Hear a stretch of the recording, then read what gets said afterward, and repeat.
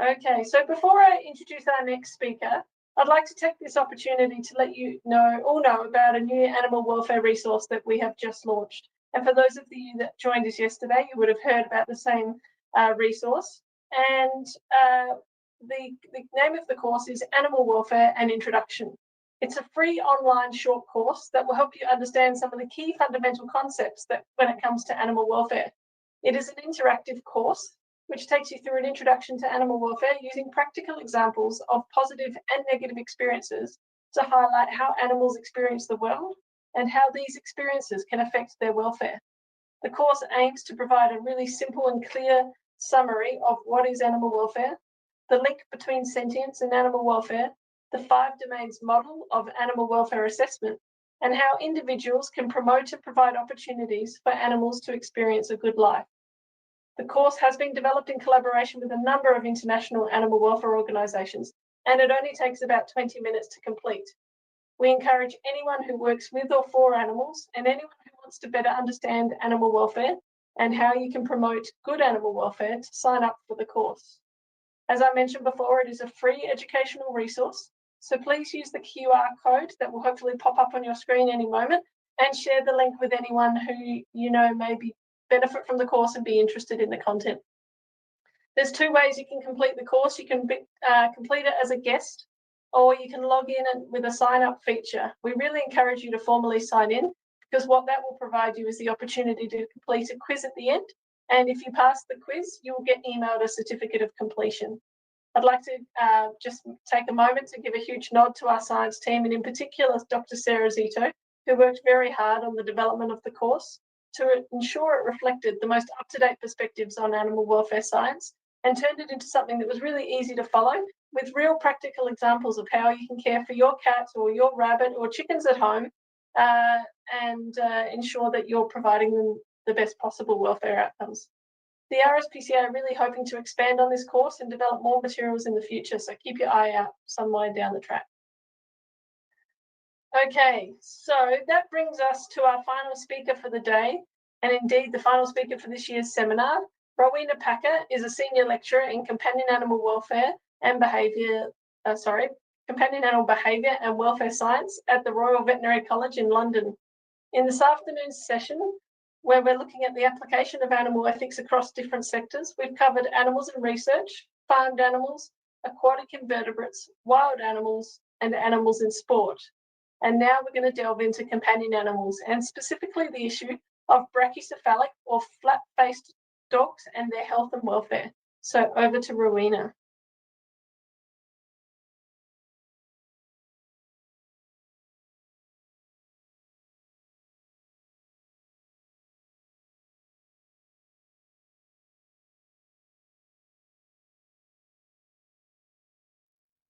Hi everyone, I'm Dr. Rowena Packer, and today I'm going to be tackling a very thorny but contemporary and important issue. We're going to be discussing the ethics versus aesthetics of our interactions with brachycephalic dogs. So we're going to try and cover in this 30 minutes 3 broad areas of our human interactions with brachycephalic dogs.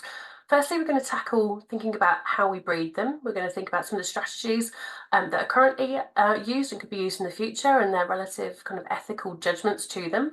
We're going to think about the acquisition of brachycephalic dogs, including why and also how people acquire them. And then lastly, we're going to think about the veterinary sphere and the ethics of treating brachycephalic dogs with specific focus on conformation-related illnesses and cesarean sections. So I think you've had to have been hiding under a rock somewhere probably for the last 10 or so years to have not noticed there has been a huge increase in popularity of brachycephalic or flat-faced dogs globally. From a UK perspective, there's been a really huge surge in the acquisition of flat-faced dogs, particularly over the last 10 to 15 years. I started working on this issue back in 2009, and although this is a pretty messy graph to try and get your head around, if you focus on this red line, you'll see this is our friend the French Bulldog. So back when I started working on this issue, they were extremely rare in the UK at least, and globally were quite a rare breed, but have had this absolutely meteoric rise to popularity, overtaking popular breeds such as the Labrador Retriever, with other popular brachycephalic breeds like the Pug in green and the English Bulldog in blue, similarly having large rises in the proportion of dogs in the UK registered that are one of these breeds. This has got to a point now where, from our Vet Compass data, looking at UK veterinary practice attending dogs in the UK, almost a fifth of dogs are considered brachycephalic. This isn't just a weird little UK quirk. This seems to be pretty pervasive across at least the Western world. So we're in Australia today, and when we look at Australian National Kennel Club statistics, we can similarly see that the French Bulldog is in the top 10 most popular, and not too far behind is the English Bulldog. And in this graph here, with the cephalic index, this is a measure of how flat a dog's face is, with higher values meaning flatter faces. Over time, registrations for dogs with flatter faces have increased since the 80s. Similar trends are seen, for example, in North America, with high levels of French Bulldogs in both the US and Canada, and also across parts of continental Europe, including France. Now, why are we here to talk about this? It's not just that these guys are popular and some of the issues that come with being a popular breed. They fundamentally have issues with their body shape. And this is why, when we think from an ethical perspective, although there's almost 400 disorders of the domestic dog that have an inherited component, these guys, particularly these on the bottom right here in the bright red box, that are directly linked to body shape, are those ones with those really thorny ethical issues, where their issues are directly related to the body shapes that we as mankind are choosing for them. And although there's an awful lot of different disorders under that umbrella, for example, we can see in these pictures here, things like intervertebral disc disease in long and low breeds, like the Dachshund, or in breeds like this Neapolitan Mastiff with excessive skin, brachycephalic dogs really do take the lion's share of these disorders that are in this category. Now, this isn't a particularly new conversation. In the UK, there's been discussions in the veterinary profession for over 100 years around concerns over brachycephalic breeds, initially particularly regarding the Bulldog. But particularly in the last 30 or so years, we've had a lot more discussion around this in the veterinary profession and in animal welfare organisations. This quote here from Paul McGreevy and Frank Nicholas, now dating back to the late 90s, stating that some traits are best regarded as defects and are difficult to defend on welfare grounds. And similarly, the RSPCA in the UK had commissioned a report back in 2008, and from this stated that they are extremely concerned about very high levels of disability, deformity, and disease in pedigree dogs. This has more recently been conceptualised with regard to conformation by the International Collaborative on Extreme Conformation in Dogs as being an extreme conformation. And this is defined as these shapes that are physical appearances that have diverged so dramatically because of humankind's intervention away from the wolf, so the ancestral, natural canine appearance, that these dogs are now very commonly affected by poor health and welfare, and it has a negative impact on their quality of life and on their quantity of life. And brachycephalic breeds really are the poster child of extreme conformation. So take here this pug, just an example of a dog with an extreme conformation. We can see it is very challenging to see how this resembles the progenitor species, the wolf. We have problems pretty much from head to tail with the pug from a health perspective. We can see that most of these arrows point towards their head and neck, because we can see this is where some of those morphological divergences are most obvious and profound. And because of that, we've had really fundamental changes to their anatomy and physiology, which is no longer functional in many ways. So we can see there's issues in pretty much every part of these dogs' bodies. Historically, though, there was a lot of arguing about, was this all just opinion? Did people just not like these breeds? But in 2025, we know that really this is very scientifically sound now. This is just from some of our work at RVC, where we have the Vet Compass programme, where we use millions of veterinary records over many years to be able to, for example, look at breed-related disease and really powerfully identify predispositions. And we can see here that some of the predispositions in brachycephalic breeds affect, for example, their respiratory system. That's probably the one that's most commonly known. But we've got eye disease, we've got heat stroke, we've got skin disease, we have the inability to give birth naturally, orthopedic disease and obesity. And although there's variation between each of the brachycephalic breeds, we know that overall this disease burden is profound in those breeds that have this really extreme body shape. Most recently, we looked at a head-to-head of brachycephalic versus non-brachycephalic dogs for the most common disorders that they were both affected by. To try and be fair, just to look at completely common disorders of dogs. And the vast majority of differences we found between brachycephalic and non-brachycephalic dogs were where the brachycephalic dogs were at much higher risk. And again, these are quite broad different disorders. We can see, for example, here, the ones that we think of like respiratory tract disease, but others maybe not so well known, things like otitis or anal sac impaction. And only 2 disorders of the ones that we looked at were lower risk in brachycephalic breeds. Firstly, undesirable behaviour, which again is potentially quite subjective because it's related to what the owner reports as something that they don't want to see their dog doing, and claw injuries. So we can see there's very few advantages from a health perspective of being a brachycephalic dog. The body of evidence is now so great that back during the pandemic, my colleague Dan O'Neill and I were commissioned to edit an entire book just on the health and welfare of these breeds. And these are just some of the chapters just to show the depth of knowledge that is known about the profound issues in these breeds. And we could probably add in a few more now in 2025. So we can see that although we know a lot, we're potentially not getting very far with them if we have to dedicate an entire veterinary textbook to try and help them.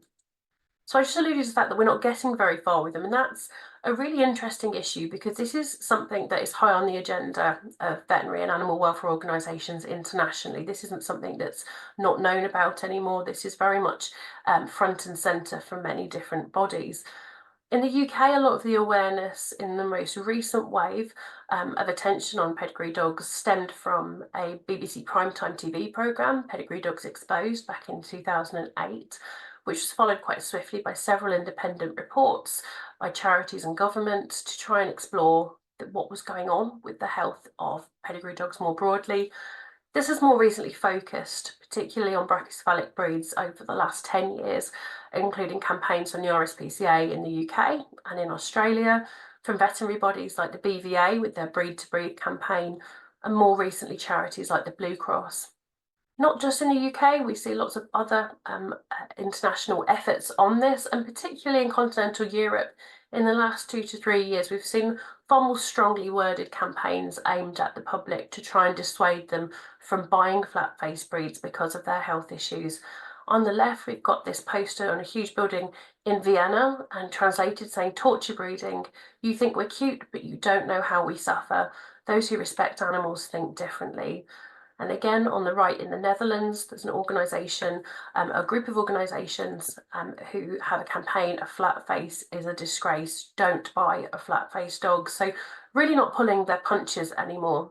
Similarly, in terms of ramping up of efforts to try and improve the well-being of brachycephalic dogs, and indeed to dramatically reduce their acquisition, we've seen legislative efforts, particularly across Europe, to try and ban the breeding and acquisition of brachycephalic breeds.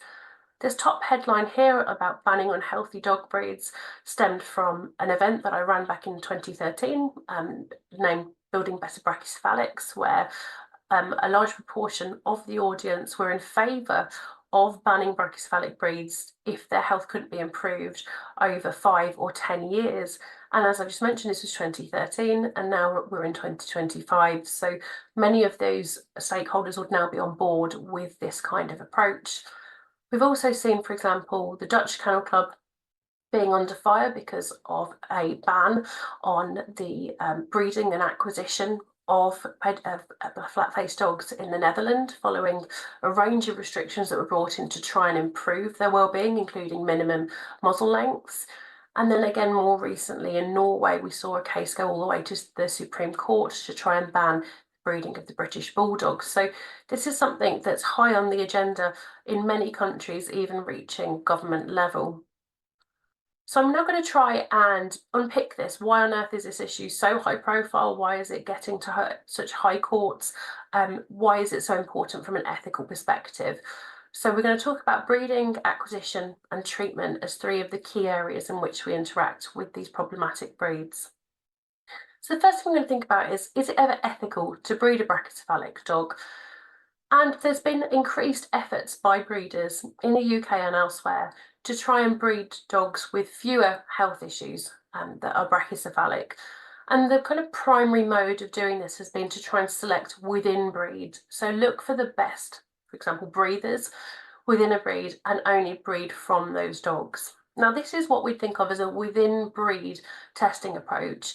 And although it's commonly called health testing, we're really disorder testing here. We're not looking for health, we're looking for where things are going wrong. We're trying to detect specific disorders. But realistically, to use this type of approach ethically, where we are maximising the efficiency of our selection strategy and maximising our welfare gains, we do have to have a few ethical considerations about whether this is the most appropriate strategy. So we need to think about whether the testing targets the most pressing health conditions within a breed, where there's more than one issue. And as we've seen from our diagrams already, in these breeds, there is a lot of issues. We have to think about health issues that couldn't be, for example, improved more rapidly by other ways, primarily in this case, that aren't linked to conformation, where the conformational change itself could more rapidly change the shape of the dog and thus the health status of the dog. We also need to think about genetic diversity and whether there's enough available to be able to actually reduce the diversity more by selecting within a breed. We also have to think about the overall selection strategy of a group of breeders. So what are they prioritising? Are they also thinking about important traits, for example, in companion dogs like temperament? So we'll start thinking about what's the most important conditions. And I think most people, when they think about flat-faced dogs, the first thing they will think about is breathing. So the most common strategy to try and tackle respiratory health in brachycephalic dogs that has come about in the last few years is the University of Cambridge's respiratory function grading, or RFG test. And this is a short exercise challenge, so trotting a dog for 5 minutes, a very low bar in terms of the kind of activity that a dog should be able to engage in and maintain, and then looking at aspects of their respiratory health before and after this challenge, so things like their respiratory noise, respiratory effort, and whether they are showing signs of dyspnea, so difficulty breathing. And then these dogs are graded based upon this. So a grade 0 dog would be a dog that is free of these signs, with grade 1 showing mild level, grade 2 a moderate, and grade 3 a severe level. This is then translated into Kennel Club recommendations around whether they should be bred from or not. And we can see here in the top left that initially they were suggested that even grade 2 dogs, those that were moderately affected, could also be used in breeding, where just in the last year they've now been highlighted as only to be used with caution because they could grow up, their puppies could grow up to have BOAS because of their inherent risk. Grade 3 dogs are never recommended for breeding, and again, these type of the dogs that should be seen urgently by a vet, ideally for treatment, so surgical intervention or indeed euthanasia if appropriate. And again, this has been almost seen as the panacea, a way of identifying those dogs that have a problem and trying selecting away from them. But fundamentally, this is selection based on the functional outcome of only one disorder. And it's got some breeder buy-in, which makes sense because it's keeping the status quo for conformation. It's not asking people to breed, for example, for a longer muzzle or for wider nostrils. It's looking for just this functional outcome. And at present, it's unknown whether this respiratory function grade is heritable and is linked with specific genetic traits that will then be passed on to offspring. So it's quite challenging from that perspective to be able to suggest as the best thing to do to improve the prevalence of BOAS and indeed improve brachycephalic health. It's been a very useful tool for generating data about the disease burden in these breeds. And again, using both clinically affected dogs, so dogs that are coming through university hospitals, but also to look at dogs that are volunteered by owners and breeders. Because again, these are what we would probably consider the gold standard if, for example, a breeder is putting forward a dog for this type of testing. We would imagine these are the dogs that they are most proud of in terms of their respiratory health. But if we look at the functional grades overall, to start with, we can see that particularly in the pug, we've got almost 70% of dogs in this grade 2 or 3, these most severely affected. If we look across the board, we've got very low numbers that are grade 0, so that are at least at that point in time considered unaffected. So 7%, 10%, 15.2% versus 100% of non-brachycephalic control. So this is where we again think ethically we could have them as 0, but we could have a grade 0 for all dogs if we didn't breed for these body shapes, but we have this inherent compromise. And even within a subpopulation of just the study dogs, so just those dogs that are presented, for example, by breeders and owners, the prevalence of this more severe BOAS was still extremely high. So over 60% of pugs, almost half of French bulldogs, and 2/5 of bulldogs. So we've got a very high disease burden related to brachycephaly. So this is clearly an important issue to be tackling. But again, if we think back to our criteria, we're also balancing this against lots of other disorders that these dogs are affected by. So we could have a dog, for example, that's in one of the lower categories for the RFG. They could be a grade 1 or a grade 0, but they might concurrently also have, for example, intervertebral disc disease and in their lifetime become paralysed. They could, for example, have chronic skin disease and necessitate, for example, skin fold removal or chronic treatments. So it's trying to balance all of these issues against each other from a selection perspective. Secondly, when we think about health problems, whether they're linked to conformation or not, so whether there are better strategies than just selecting against selected health problems within the breed. My own PhD worked on this, looking at whether we could link conformation with disease risk, and this looked at a variety of disorders, including BOAS. And some of the metrics I looked at conformationally was the length of the muzzle and the length of the cranium, and this can be used to generate a craniofacial ratio, so effectively how flat is a dog's face. And if we look at this graph of the craniofacial ratio, so going from 0, completely flat face, to 0.4, so we're looking at the kind of muzzle length of, like this chap here, this boxer, slightly longer but still within the realm of brachycephaly. We can see as we go from right to left, so backwards through the graph, that as muzzles get shorter, the risk gets exponentially higher. And indeed, if we look, for example, the mean craniofacial ratio of a pug is under 0.1, and if we look at the curve where that lies, that means their risk is over 0.8, so over 80%. And if they have a thicker neck, even more likely. So it's almost inevitably breeding BOAS into some of these breeds by selecting them for such extreme flat faces. Thirdly, if we could think about genetic diversity, so we've just talked about within breed selection and how if we're only selecting, for example, a small proportion of dogs who are grade 0 or indeed grade 1 as a compromise, then we're introducing a new bottleneck in their selection. Now, that might not be so much of an issue, but unfortunately, in, for example, assessments of the genetic health and the genetic diversity within some of these target brachycephalic breeds, the genetic diversity is extremely low because of starting off as a small founding population, but then artificial bottlenecks in their genetics over time from interventions by breeders, for example, only selecting for certain traits. And the authors of this study speculated that they weren't sure whether there was enough for diversity within the breed to be able to use some reverse selection to improve breed health without potentially compromising the breed more by decreasing that already limited genetic diversity. So with that in mind, there's calls to try and change the body shape of these dogs rather than just selecting for certain functional outcomes. And that's been often proposed via trying to change breed standards. And these are the written kind of blueprint of each breed, what it should ideally look like based on a number of descriptors.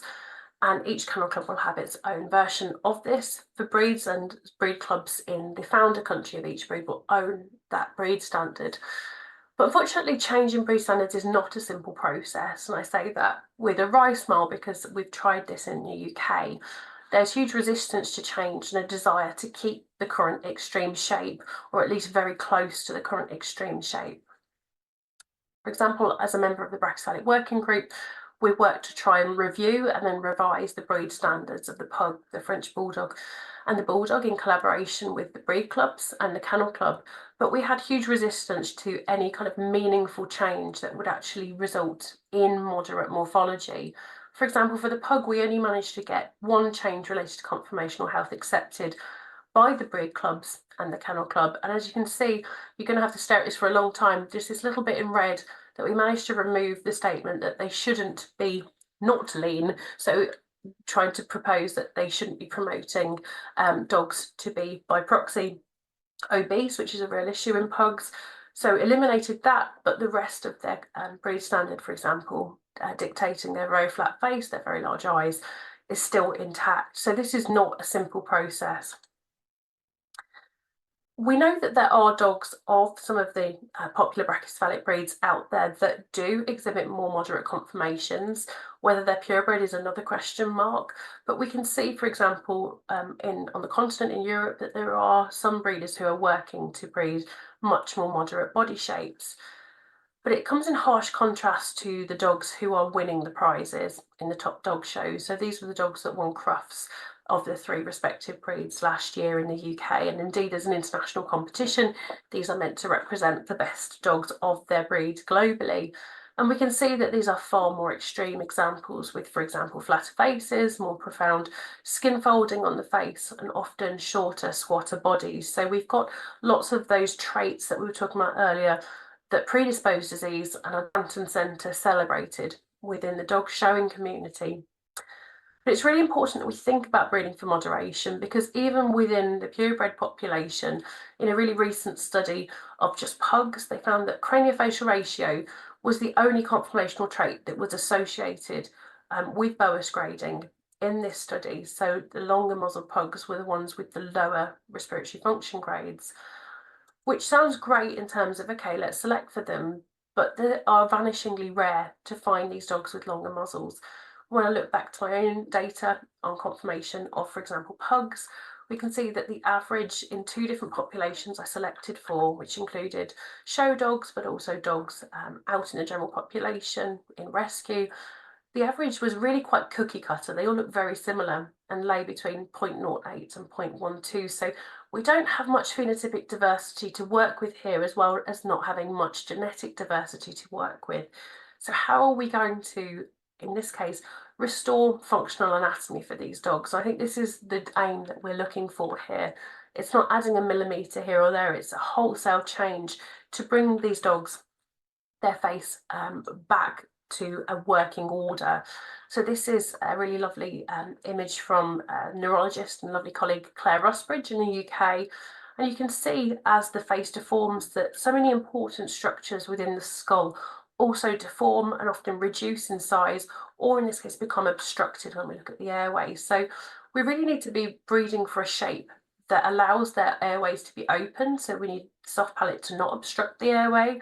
We need a nasal cavity that has sufficient size and shape to allow thermoregulation and olfaction. This is an important site for dogs being able to cool down, to be able to smell, for their tongue to be able to fit in their mouth, for their brain to fit within their skull and not herniate out the back, which is particularly relevant for pugs in terms of Chiari malformation and syringomyelia, for their eyes to have sufficient depth to their orbit, so the bony structure that holds the eyeball in place so that it isn't protruding and at risk of trauma or indeed proptosing, that their eyelids can comfortably fit against their cornea to avoid them becoming exposed and becoming ulcerated or getting abrasions, and for their skin to fit tightly against their skull without excessive wrinkling and folds, that again, to try and avoid infections and contact with their eyes. So trying to get these really basic bits of anatomy back into these dogs' conformations is really key, but we don't really seem to have that available to us if we only select within the breed. And this is where calls have come from an ethical perspective to advocate for outcrossing. So we're now questioning whether saying a healthy brachycephalic, is that an oxymoron? If we question how many brachycephalic dogs of this type can make it through life without being affected by any conformation-related disorder, so any disorder that's man-made being inflicted on them by our choice of their shape. And even if, for example, we can reduce the risk of some conditions by within breed selection, so for example, if RFG grade is heritable and enough breeders get on board to start selecting against Boas, can all conditions be avoided with that extreme brachycephalic body shape? I think this really calls for raising welfare and ethical standards, which requires some outside of this pedigree box thinking. And this was again brought into sharp focus. I'm sure many people saw this in the media at the end of 2024. This little pug Vito, who was the #1 dog at the National Dog Show in the US, who again shows the very typical extreme body form of the pug with a completely flat face. Really not what we're looking at from an ethical and welfare breeding perspective. Unfortunately, we know pretty little in the grand scheme of things about outcrossing of brachycephalics, although we know that being mesocephalic or dolichocephalic, so having a longer muzzle, is associated with better respiratory health, because we know that from the many hundreds of breeds out there that already exist with those face shapes. If we're thinking about trying to move these current breeds back to a healthier form, we actually haven't done much empirical study of this. There's one study to date from a German population of what are known as retro mops, the German term for pugs, or retro pugs for the rest of us, comparing them to purebred pugs. And again, using a slightly more rigorous health testing approach by having a longer standardized exercise test than the respiratory function grading, and requiring them to be normal in terms of their heart rate and respiratory rate 15 minutes after they'd walked this kilometre. And none of the pug crosses failed this test. They were all able to achieve this and be back to normal within this time frame, but a third of the pugs failed this. So we can see that already there is really quite a gulf between pug crosses and pugs in this limited population. And we're just wrapping up a study at RBC, which we hope to share the results of throughout 2025, but we're exploring the respiratory health, but also the innate health, so the kind of inbuilt health of, in this case, pug crosses compared to pugs, on a number of different measures, not just their respiratory health, but also looking, for example, their eye, dental, ocular, their neurological health, to compare against purebred pugs. And also, we're also considering whether outcrossing these dogs, so for a more moderate conformation, do these dogs then meet the kind of aesthetic preferences of people who desire the extremes? Are they a good middle ground?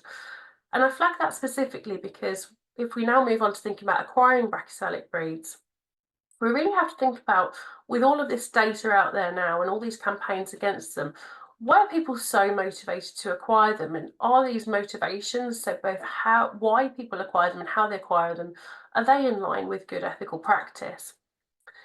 So for my own research, just to boil this down into one slide, and we can discuss this further at the end if of interest, but we found that people acquire brachycephalic dogs because of their looks. Fundamentally, appearance is the #1 driver of why people acquire them, and this comes much higher than health or longevity, which are more important to owners of non-brachycephalic dogs.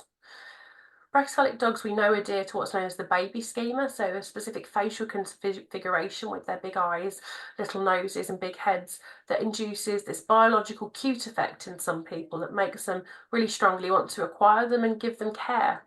We know that owners of brachycephalic dogs normalise their poor health. They don't see them as some kind of genetic train crash. They see them as being just like any other dog. And they often recommend their breed based on their poor health. And that's one we'll unpick in just a moment, because that's quite a hot potato. We also find that they're extremely bonded to their dog, which is again why we see this as such an emotive and challenging issue to tackle, because there are some really deep-rooted emotions and people really see some of these dogs as family members, more so perhaps than other breeds. And owners are very loyal to their breeds and are very likely to indicate they're going to repurchase them in the future, which from a welfare perspective is a real challenge. But when we think about the ethics of acquisition, so why are people acquiring them? One of the kind of standout results I found in the last few years that I thought was really alarming was that owners of brachycephalic dogs often recommend them to other people based on their poor health. They don't realise that it's their poor health they're recommending them on, but they're often commoditizing some of their disabilities as a result of, for example, BOAs, which is associated with exercise intolerance, but also some of the musculoskeletal problems that are common in their breeds. And instead kind of conceptualize this as low exercise requirements and celebrate their laziness as a kind of positive temperament trait rather than reflecting their poor health. And stated, for example, in this qualitative study that we published a few years ago, that it made them an ideal dog for people who couldn't exercise their dog for a variety of reasons.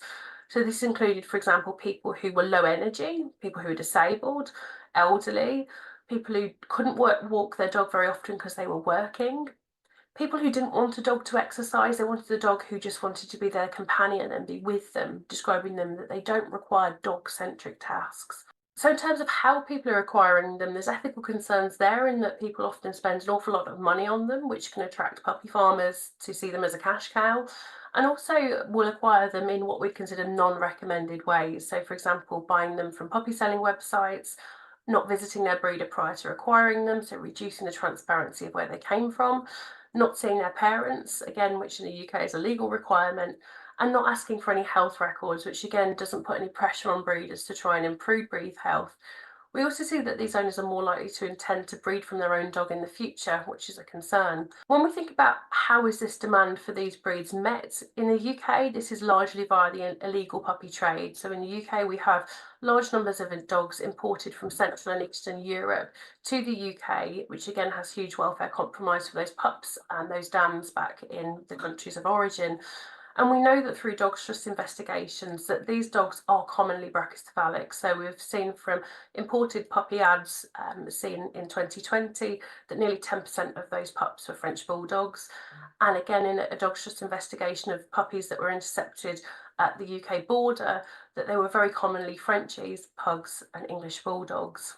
Rescue is often debated now as a different source of acquiring brachycephalic dogs and whether this has different ethical implications because of potentially doing a good thing. We've seen brachycephalic numbers double over 3 years in UK rehoming centres, but there's ethical considerations in terms of the cost to those centres, thinking about some of the surgeries these dogs need to be able to maintain a reasonable quality of life and balancing that against the capacity to help other animals.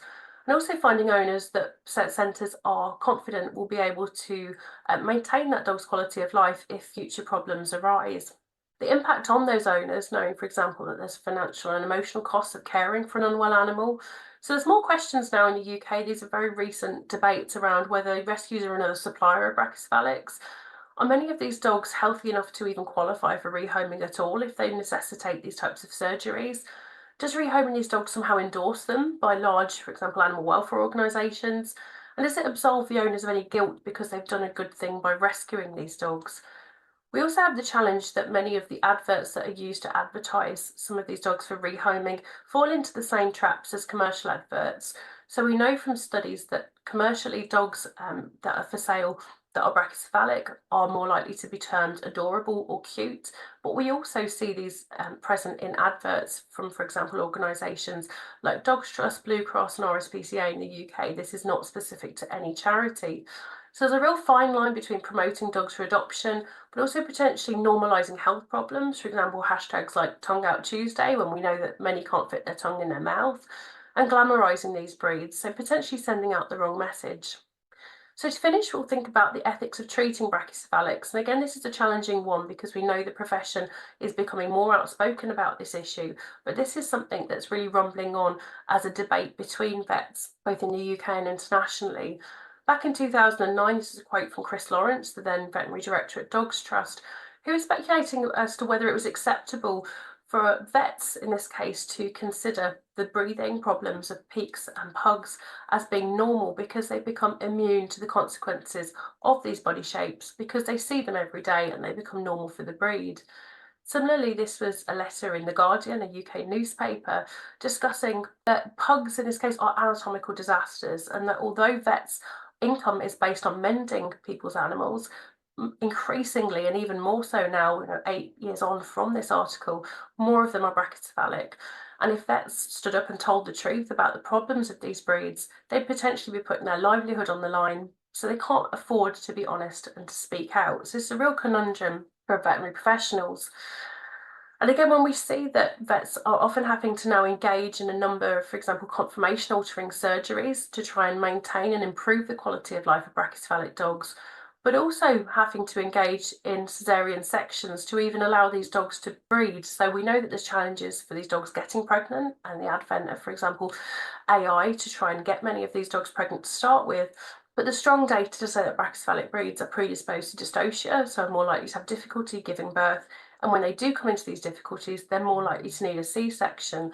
So there's challenges here that vets are being used almost in a mechanic's role to fix these dogs when the problems arise, but perhaps aren't tackling the root causes. This throws up ethical questions, for example, around does the role of the vet begin and end in treating that individual brachycephalic patient? And clearly by taking this approach, the patient's welfare can be improved, so they can benefit from this. The client, if they aren't questioned strongly around their, for example, breed choice or decision to breed from an unhealthy animal, can improve their own well-being. And the vets could have professional gratification from alleviating the suffering of that individual and getting paid for their efforts. But we know that more broadly, there's now calls for vets to be animal welfare advocates internationally, that there's a professional duty to speak up about these uncomfortable issues, and the ethical obligation really is patient first. and that to simply serve the client, the patient individually, or their employer is abrogating their responsibility to the wider population of dogs and also to the community. This has been put very nicely by the British Veterinary Association, again stating that if we don't speak up about these type of animal welfare problems, then vets are also becoming complicit with them, which I think many would not be happy with. So to conclude what's been a bit of a whistle-stop tour of this issue, it is now extremely challenging or impossible to ethically justify the current common approaches to breeding and buying, and indeed treating brachycephalic dogs, when current health improvement strategies are very restricted to pedigree dog thinking in terms of only within breed selection and keeping that extreme conformation that underlies their fundamental problems. Large numbers of these dogs are now producing low welfare systems, which have long-term welfare impacts for the individuals. Many of them are unable to reproduce naturally, so we need this intervention for them to even exist and to increase over time. So this is an issue that we can tackle, it's just will we tackle it? And dogs that are palliated against the most severe harms of brachycephaly, for example, via veterinary intervention, can have a short-term welfare improvement, but long-term, many of them remain compromised and could still be bred from even following the conformation-altering surgery. So to promote high ethical and welfare standards in dog breeding, we need more radical reforms, and they're required by all stakeholders that we've discussed today, that fundamentally need to reject the current extremes and then move towards a system where health and welfare is championed above all else in breeding decisions, particularly above the aesthetic desires that drive the current decisions.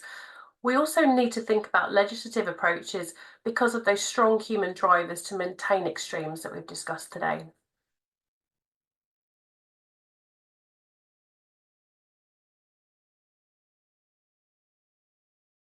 Okay, Dr. Rowena Packer now joins us live from London, where I believe it is very early in the morning. So thank you so much for joining us so early. No, I'm more than happy. I'm very well rehearsed with having very small children, so this is normal time. It's all good. Yes, I think yes. And thank you very much for your talk. It was very topical, especially given the popularity of flat-faced dogs and cats, despite the high prevalence of their health and welfare problems. And we have the same issue here in Australia. You can't go to a local cafe without seeing them. So we do have a number of questions from the audience, which is fantastic. I'll get kick-started straight away if that's okay. Cool. How impactful do you think the efforts to educate the public about the welfare issues these breeds face have been? That's a good question. I think the term educate is an important one here. So I think education in terms of people becoming more aware, I think that has been relatively affected. Your general person on the street is now more likely to know at least that there is something wrong with flat-faced dogs. But I think it's that extra piece in terms of human behaviour change. Although people know it isn't changing their purchasing decisions in the way that we might have predicted rationally. And we know that a lot of dog acquisition is not particularly rational. There's very emotional drivers there. So I think that's the kind of missing piece of the puzzle there. It's not just letting people know, it's letting people know and then that action, that change in their attitudes and then their behaviours in terms of purchasing them that we haven't been as successful with so far.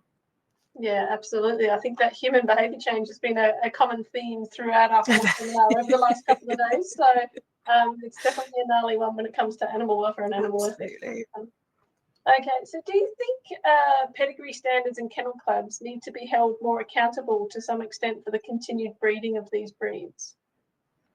I think that's definitely part of the puzzle, and I think in the UK, we have, for example, the brachycephalic working group where lots of the different key stakeholders engage regularly, including the kennel clubs, and we have, as part of those collaborative initiatives, reviewed breed standards, but there's certainly a kind of pervasive view that they don't have the impact on the general public that we might think they do, that people aren't so aware of them or don't understand the nuances of them. I think the counter argument there is that they are there to basically put out the blueprint for what should be a healthy dog.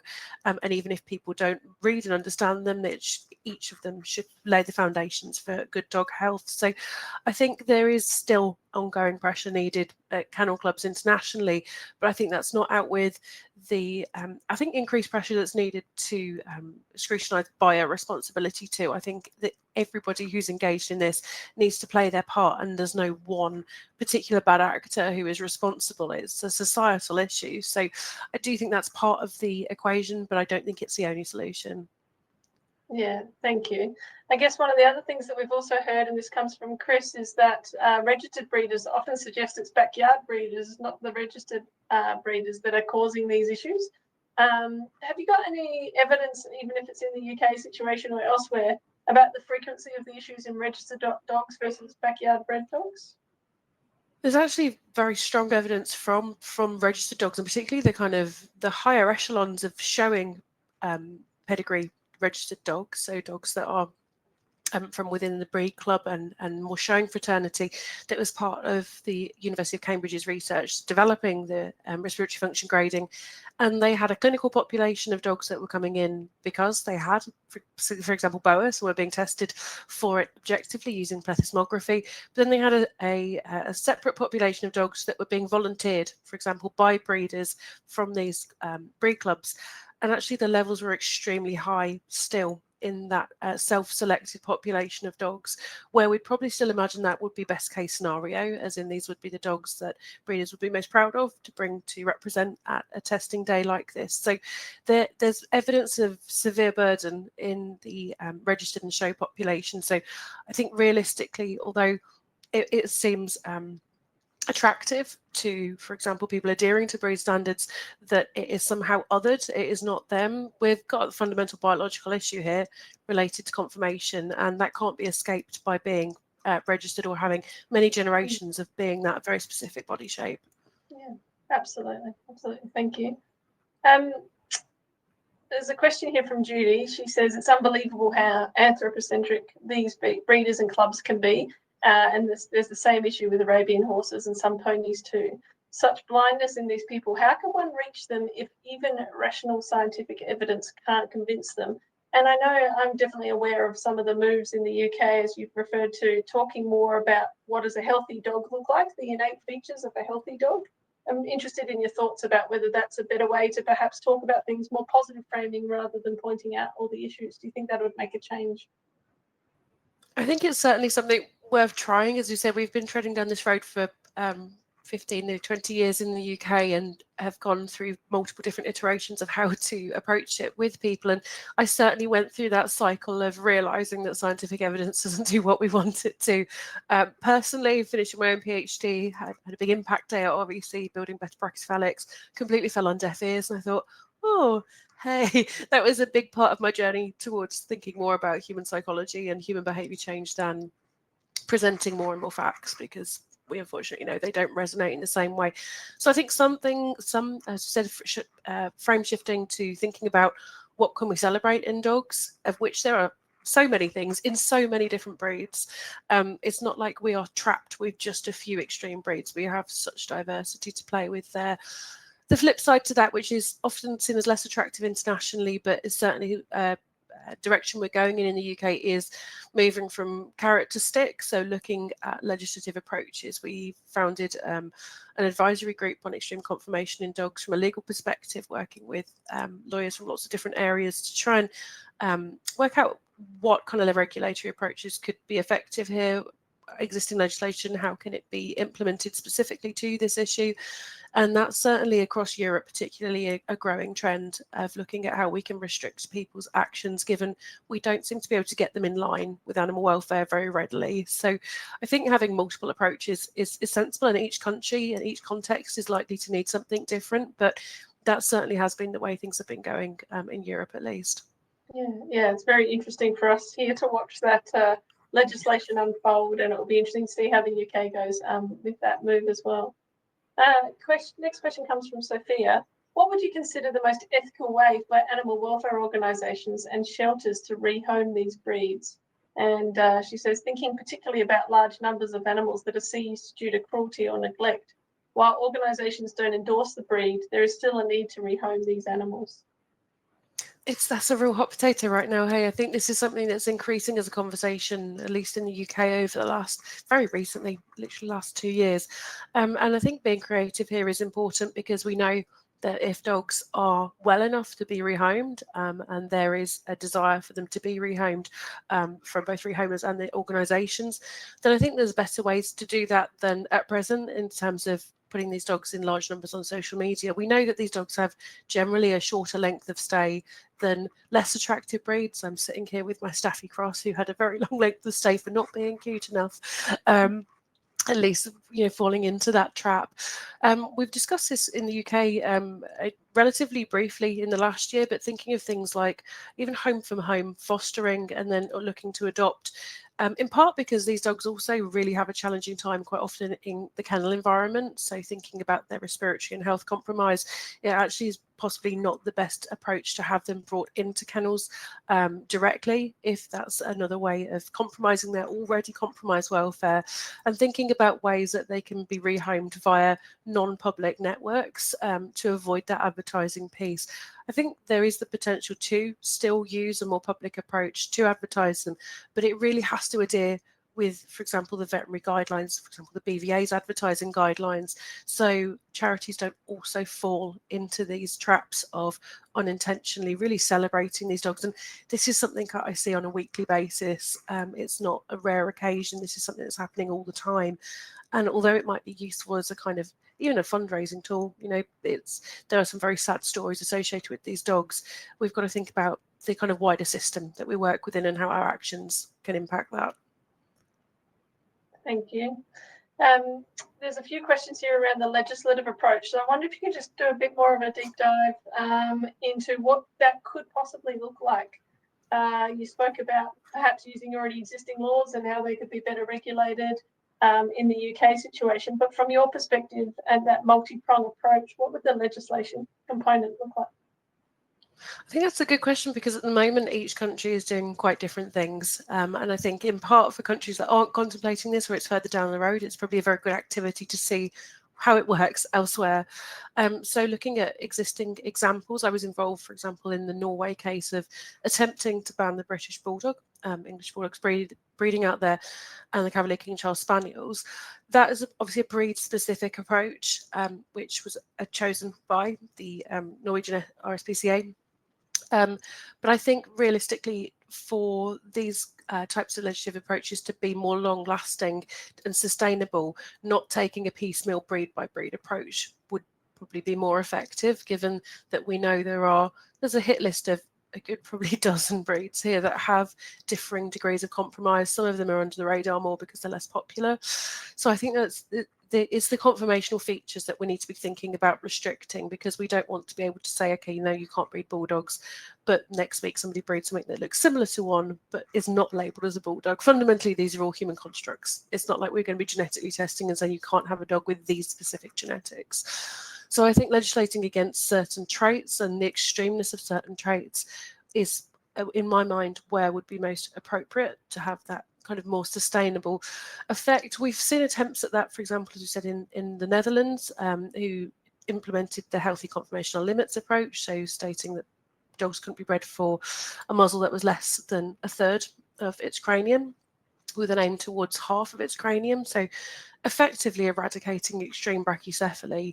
The challenge is not just in the legal wording, it's in the implementation and the enforcement. And we know that now we've got countries that have banned wholesale, for example, the Netherlands now breeding, sale, importation, ownership, but it's still continuing. So I think we shouldn't consider legislation, again, the kind of silver bullet to this problem, because we know with dogs, for so many issues, people do not adhere with laws. We have half of our dogs illegally imported into the UK. We clearly are not very good at adhering to our own laws in that respect. So I think in part it's also trying to use that as a driver of the kind of social license to operate. So trying to think about how, if something is banned, a feature is banned, would that help people to more critically think about, well, that seems quite extreme. Why is that the case? And perhaps for some slightly less committed owners to the breed, as in the owners who might for the first time own a breed, or are not, for example, very deeply embedded within that breed community, and it's not as much as part of their identity, that could sway them to an extent. Yeah, Excellent. Well, thank you very much. Yet again, I'm not going to get to everyone's questions, so I apologise to our audience. But Rowena, thank you again for joining us early in the morning. Go No, grab a no problem at all. cup Thank of coffee you. or a cup of tea. And thank you very much for your time. Thank you very much for having me all. Thank you.